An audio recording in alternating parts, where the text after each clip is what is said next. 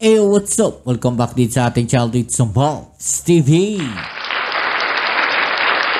Alright, so tayo nagbabalik ulit mga babayan at ngayon ay pag-uusapan po natin itong ginawa ng ating Pangulong Bongbong Marcos na kung saan ay pinagkaguluhan po dyan po sa Manila mga kababayan. At ito po ay walang iba kundi ang 20 pesos na bigas mga kababayan. At ito nga po ay ibebenta na po sa kadiwa mga kababayan. Siguradong mababaliw na naman itong mga DDS na to. Yung mga ayaw sa 20 pesos na bigas dyan na mga DDS, huwag kayong bibili ha. Itong mga DDS na to, mukhang mayayaman to. Hindi kumakain ng ng 20 pesos na bigas Pagka yung 20 pesos na bigas na yan, nag-click yan. Ay nako, di kakain na rin at bibili yung mga DDS na yan.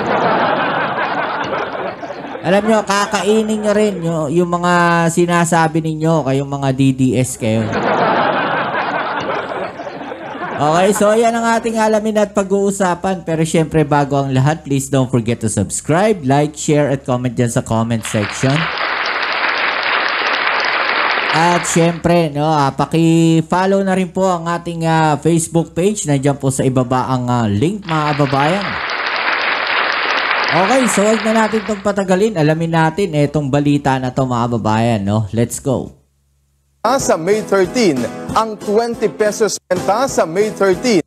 Magsisimula ng ibenta sa May 13 ang 20 pesos per kilo na bigas sa mga Kadiwa store dito sa Metro Manila. Yan mga babayan, after po ng election yan, sa May 13 mga babayan ay ibebenta na po ang 20 pesos na bigas dito po sa Metro Manila. Yung mga naghahanap ng 20 pesos na bigas dati at talaga namang hinahamon ng ating Pangulong Bongbong Marcos, ang dami na naririnig dyan. Eto na, yung 20 pesos na bigas, ibebenta na. Anong masasabi ninyo dyan mga DDS? Puro kayo po na sa administrasyon ng Pangulong Bongbong Marcos. Yung 7 pesos nga na bigas ni Duterte dati, hindi natupad. Diba? 7 pesos na bigas. Nasa na yung 7 pesos na bigas ng mga Duterte dati? Di dating Pangulong Duterte. Nasa na yung 7 pesos na bigas na yan? Hinanap nyo ba sa kanya? Pag-usapan lang naman natin. Kayo naman. Masyado naman kayong Okay, so tuloy natin to. Sampal sa kanila yan doon sa mga DDS. 20 pesos na bigas. Hinahabol nila ng Pangulong Bongbong Marcos. Tapos yung 7 pesos na bigas ng dating Pangulong Duterte, di nila mahabol. Wala na. Si Gab Villegas. At least nakita natin yung Pangulong Bongbong Marcos gumawa ng paraan. Di ba? Kung talagang hindi kaya, di pag-isipan pa uli kung paano gagawin yung 20 pesos na bigas na yan. Di ba? Pero yung 7 pesos na bigas na parang hindi pinag-aralan, ay naku. Kayo lang nautunon. Hindi ako naniwala doon 7 pesos na bigas. Paano ako maniniwala? May mga kamag-anak ako, na mga farmers. Di ba? May mga kamag-anak ako nagbubukit. So, alam natin na hindi kaya yung 7 pesos na bigas na yon. Di ba? Ginawa ng ating Pangulong Bongbong Marcos na magkaroon tayo ng mababang bilihin ng bigas. 20 pesos na bigas mga kababayan sa pamamagitan po ng mga subsidies. Tutulungan ng gobyerno na bumili ng bigas diyan sa mga magsasaka, di ba? Tapos yun ngayon yung ibebenta sa ating mga kababayan. Parang yan parang yung mga tax na ibinabayad natin sa ating gobyerno ay ibinabalik po sa atin bilang mga murang mga bilihin. Pinag-aralan, pinag-isipan, di ba? So ngayon, tinetesting ng ating gobyerno kung yan 20 pesos na bigas na yan, ay magiging matagumpay. At least, mga kababayan, pinag-aralan, pinag-isipan. Hindi kagaya ng 7 pesos na bigas na ipinangako. Di ba? Ng PTV sa Balitang Pambansa Live. Ala na nagkahanda na ang mga Kadiwa Center sa Metro Manila para sa pagsisimula ng pagbebenta ng 20 pesos kada kilo na NFA rice. Ito ay matapos iurong ng Department of Agriculture sa May 13 ang petsa ng pagsisimula ng pagbebenta ng 20 pesos per kilo na NFA rice. Ito ay bilang tugon sa naging rekomendasyon ng Commission on Elections na ipatigil muna para hindi mabahira ng politika. Yun yung ano doon, no? Kaya ipinatigil. Kasi nga naman, actually sa buong, sa nationwide ata, no, pinahinto. Kasi baka nga naman magamit pa sa politika. No, etong 20 pesos na bigas na to. 'Di ba? Posible kasi, 'di ba? So tama lang naman siguro, no, na after election dahil baka masamantala, no, etong 20 pesos na bigas na to. Ang kinakatakot lang natin diyan, mga kababayan, no, etong 20 pesos na bigas na to. Ang kinakatakot ko diyan. No, actually na-discuss na rin ata to, no, ng ibang ahensya ng gobyerno na baka magkaroon ng hoarding, no? Kailangan ma-monitor yan kasi baka mamaya merong mga sindikato dyan sa loob ng NFA na nabibili ng sako-sakong bigas ng NFA na worth 20 pesos. No? Yung sako-sakong bigas na yun bibilhin sa NFA. Tapos, ang mangyayari, mga kababayan, ibebenta nila sa mas mahal na halaga. Diba? Pwedeng gano'n na mangyari dito. Masindikato tong 20 pesos na bigas na to.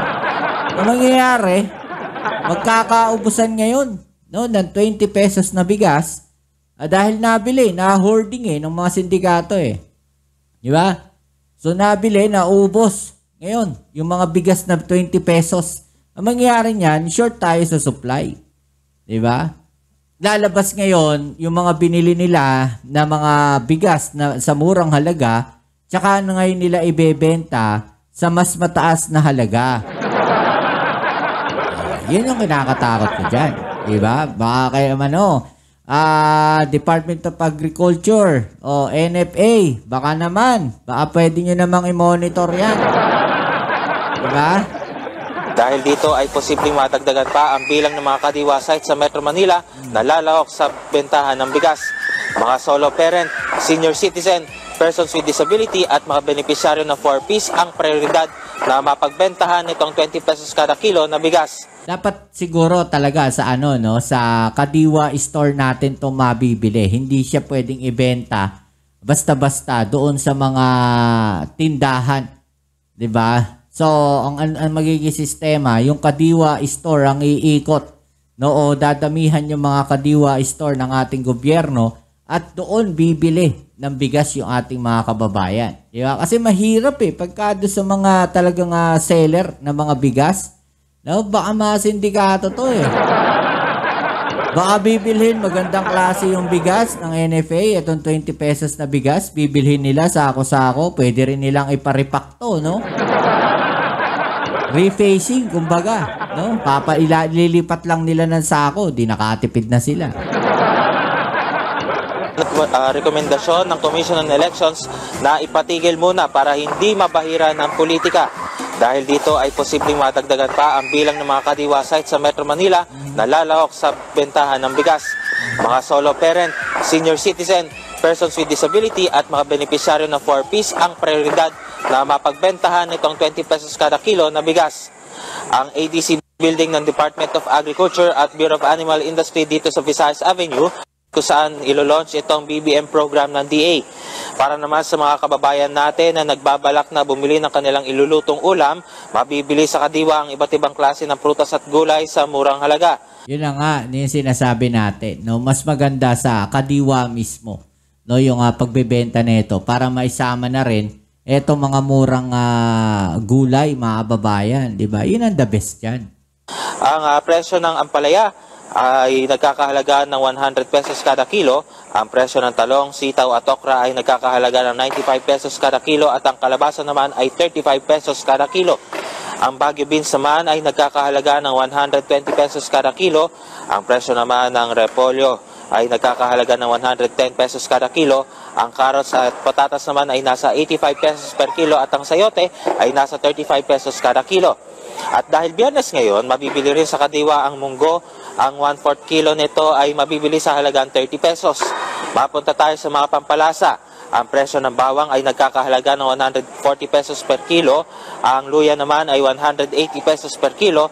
Ang sibuyas ay 95 pesos per kilo at ang siling labuyo naman ay 150 pesos ang isang kilo. Para naman sa mga naghahanap ng prutas na pwedeng gawing panghimagas ngayong mainit ang panahon, naglalaro ang presyo ng mga prutas sa 60 hanggang 180 pesos ang isang kilo. Mura na yun, mga kababayan, ha? Sa ngayon ay mabibili pa rin sa Kadiwa Center itong NFA rice sa halagang 29 pesos kada kilo.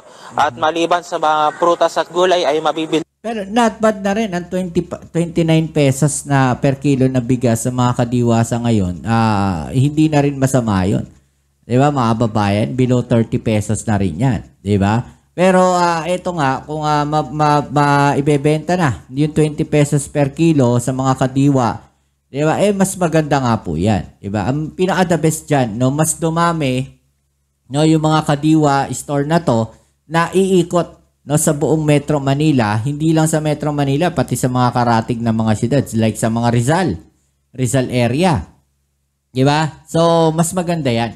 Diba? Na mas maraming mga kababayan natin ang makakabili ng mas murang bilihin mula dito sa proyekto ng ating Pangulong Bongbong Marcos, ang mga Kadiwa Store. Okay, so yan. Ano masasabi ninyo dyan, mga kababayan? Sigurado yung mga DDS may masasabi dyan. Okay, so kita-kits tayo sa ating next video upload. Dito muli ang yung Kuya Mopsits sa Mops TV. Peace. I'm out.